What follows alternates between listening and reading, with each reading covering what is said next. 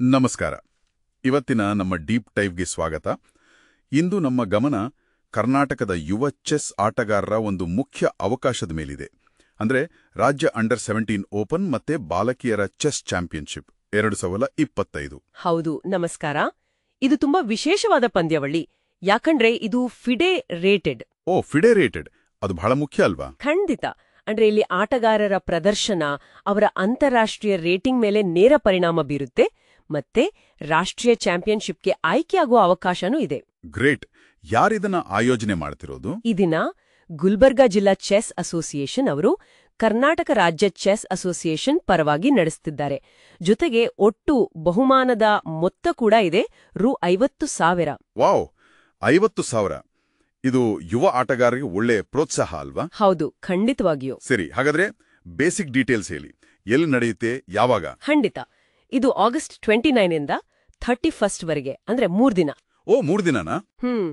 ಸ್ಥಳ ಬಂದ್ಬಿಟ್ಟು ಕಲಬುರ್ಗಿ. ಅಲ್ಲಿ ಜಿಲ್ಲಾ ನ್ಯಾಯಾಲಯದ ಹತ್ರ SRN ಮೆಹ್ತಾ ಸ್ಟೇಟ್ ಸ್ಕೂಲ್ ಇದೆ, ಅಲ್ಲಿ ನಡೆಯುತ್ತೆ. ಓಕೆ. ಶೆಡ್ಯೂಲ್ ಹೇಗಿರುತ್ತೆ? ಮೊದಲನೇ ದಿನ ಅಂದ್ರೆ ಆಗಸ್ಟ್ 29ಕ್ಕೆ ಬೆಳಿಗ್ಗೆ 9 ಗಂಟೆಗೆ ರಿಪೋರ್ಟಿಂಗ್ ಮಾಡ್ಕೋಬೇಕು. ಆಮೇಲೆ 9:15ಗೆ ಉದ್ಘಾಟನೆ, ಮತ್ತೆ 10 ಗಂಟೆಗೆ ಕರೆಕ್ಟಾಗಿ ಮೊದಲನೇ ರೌಂಡ್ ಶುರು. 10 ಗಂಟೆಗೆ ಫಸ್ಟ್ ರೌಂಡ್. ಅಂದ್ರೆ ಟೈಮಿಗೆ ಸರಿಯಾಗಿರೋದು ತುಂಬಾನೇ ಮುಖ್ಯ ಅಲ್ವಾ? ಹೌದು, ಬಹಳ ಮುಖ್ಯ. ಸರಿ, ಕೊನೆಯ ಸುತ್ತು ಮತ್ತೆ ಬಹುಮಾನ ವಿತರಣೆ ಯಾವಾಗಿರುತ್ತೆ? ಕೊನೆ ಸುತ್ತು ಅದು 9th ರೌಂಡ್ ಆಗಿರುತ್ತೆ. ಅದು ಆಗಸ್ಟ್ 31ನೇ ತಾರೀಕು ಮಧ್ಯಾಹ್ನ 3 ಗಂಟೆಗೆ. ಬಹುಮಾನ ವಿತರಣೆ ಅದೇ ದಿನ ಸಂಜೆ 6:30 ಅಂತ ಅನ್ಸತ್ತೆ. ಹೌದು, 6:30. ಓಕೆ. ಈಗ ಎಂಟ್ರಿ ಫೀ ಬಗ್ಗೆ ಹೇಳಿ. ಬೇರೆ ಬೇರೆ ರೀತಿ ಇದೆಯಲ್ಲ? ಹೌದು.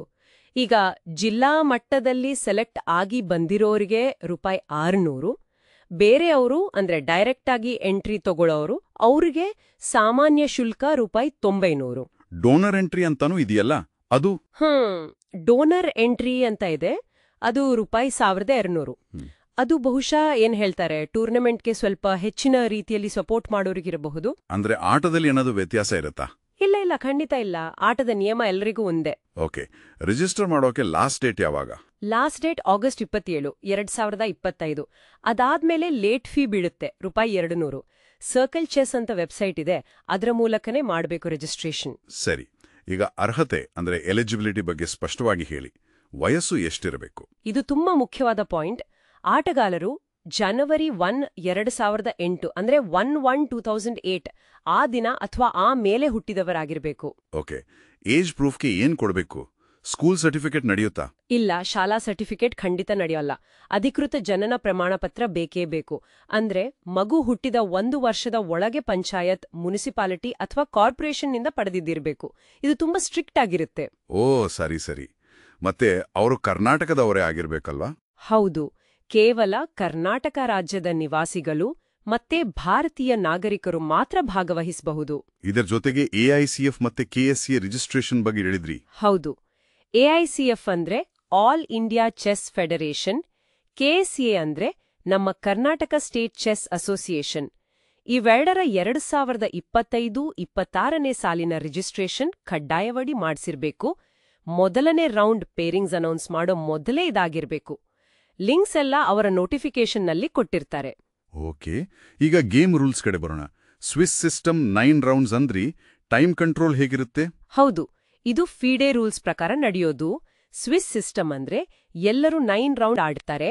ಟೈಮ್ ಕಂಟ್ರೋಲ್ ಬಂದ್ಬಿಟ್ಟು ಪ್ರತಿ ಆಟಗಾರನಿಗೆ 60 ನಿಮಿಷ ಪ್ಲಸ್ ಪ್ರತಿ ಮೂವ್ಗೂ 30 ಸೆಕೆಂಡ್ ಇನ್ಕ್ರಿಮೆಂಟ್ ಸಿಗುತ್ತೆ. ಮೊದಲನೇ ಮೂವ್ನಿಂದಲೇ 60 ನಿಮಿಷ plus 30 second increment. Okay. Default time 15 minutes ಅಂದ್ರೆ ರೌಂಡ್ ಶುರುವಾಗಿ 15 ಮಿನಿಟ್ಸ್ದ ಒಳಗೆ ಪ್ಲೇಯರ್ ಬೋರ್ಡ್ ಹತ್ರ ಬಂದಿಲ್ಲ ಅಂದ್ರೆ ಅವರು ಆಟ ಸೋತ ಹಾಗೆ, ಫಾರ್ಫೀಟ್ ಅಂತಾರೆ. ಡಿಸಿಪ್ಲಿನ್ಗೆ ತುಂಬಾ ಮುಖ್ಯ. ಇನ್ನು ಎಲೆಕ್ಟ್ರಾನಿಕ್ ಡಿವೈಸಸ್, ಮೊಬೈಲ್, ವಾಚ್ ಎಲ್ಲ? ಅದು ತುಂಬಾನೇ strict. Mobile phone, smart watch ಯಾವುದು ಕೂಡ ಗೇಮ್ ಹಾಲ್ ಒಳಗೆ ತರೋ ಹಾಗಿಲ್ಲ. ಒಂದು ವೇಳೆ ಸಿಕ್ಬಿದ್ರೆ ಆಟ ಸೋತ ಹಾಗೆ ಅಂತ ಡಿಕ್ಲೇರ್ ಮಾಡ್ತಾರೆ. ಸರಿ. ಒಂದು ವೇಳೆ ಪಾಯಿಂಟ್ಸ್ ಟೈ ಆದ್ರೆ ವಿನರ್ ಡಿಸೈಡ್ ಮಾಡೋಕೆ ಫಿಡೆ ರೂಲ್ಸ್ ಪ್ರಕಾರ Buchholz cut 1, Buchholz, Sonneborn Berger ಈ ಥರ ಬೇರೆ ಬೇರೆ ಟೈ ಬ್ರೇಕ್ ಸಿಸ್ಟಮ್ಸ್ ಇದೆ, ಅದನ್ನ ಯೂಸ್ ಮಾಡ್ತಾರೆ. ಪ್ರೈಸ್ ಮನಿನ ಶೇರ್ ಮಾಡಲ್ಲ. ಟೈ ಬ್ರೇಕ್ನಲ್ಲೇ ಯಾರು ವಿನರ್ ಅಂತ ನಿರ್ಧಾರ ಆಗುತ್ತೆ. ಏನಾದ್ರೂ ಡಿಸಿಷನ್ ಬಗ್ಗೆ ತಕರಾರಿದ್ರೆ? ಆ ಅವಕಾಶ ಇದೆ.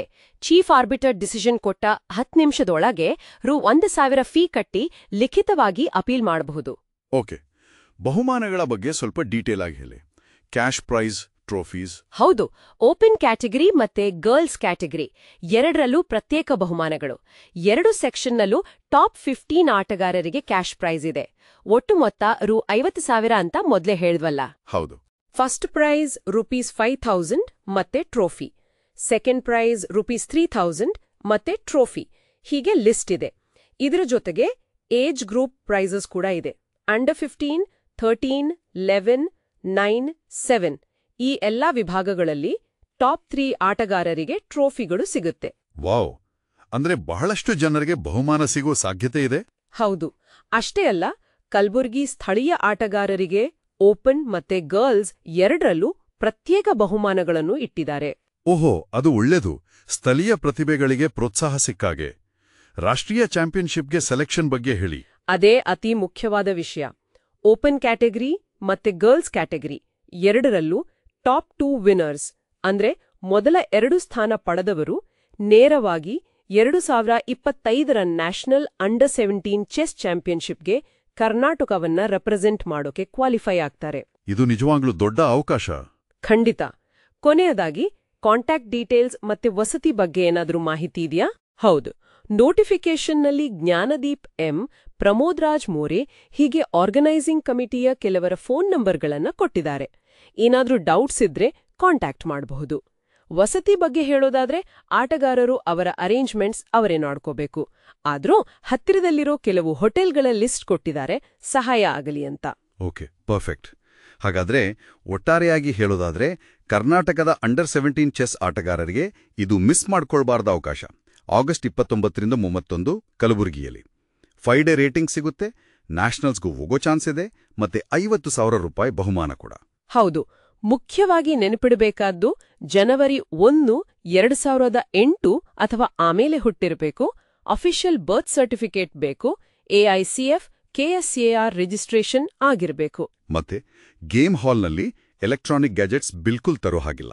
ಕರೆಕ್ಟ್. ವಹಿಸೋದ್ರಿಂದ ಯುವ ಆಟಗಾರರಲ್ಲಿ ಬರೀ ಚೆಸ್ ಸ್ಕಿಲ್ಸ್ ಅಷ್ಟೇ ಅಲ್ಲದೆ ದೀರ್ಘಕಾಲದಲ್ಲಿ ಬೇರೆ ಯಾವೆಲ್ಲ ಲೈಫ್ ಸ್ಕಿಲ್ಸ್, ಕೆಪಾಸಿಟೀಸ್ ಬೆಳೀಬೋದು ಅಂತ ಅನ್ನಿಸ್ತೆ. ಬಹುಶಃ ಇದ್ರ ಬಗ್ಗೆ ಆಟಗಾರರು, ಪೋಷಕರು ಯೋಚನೆ ಮಾಡೋದು ಒಳ್ಳೆಯದು. ಇಂದಿನ ಡೀಪ್ ಡೈವ್ ಇಲ್ಲಿಗೆ ಮುಗೀತು. ಎಲ್ಲರಿಗೂ ಧನ್ಯವಾದಗಳು. ಧನ್ಯವಾದಗಳು.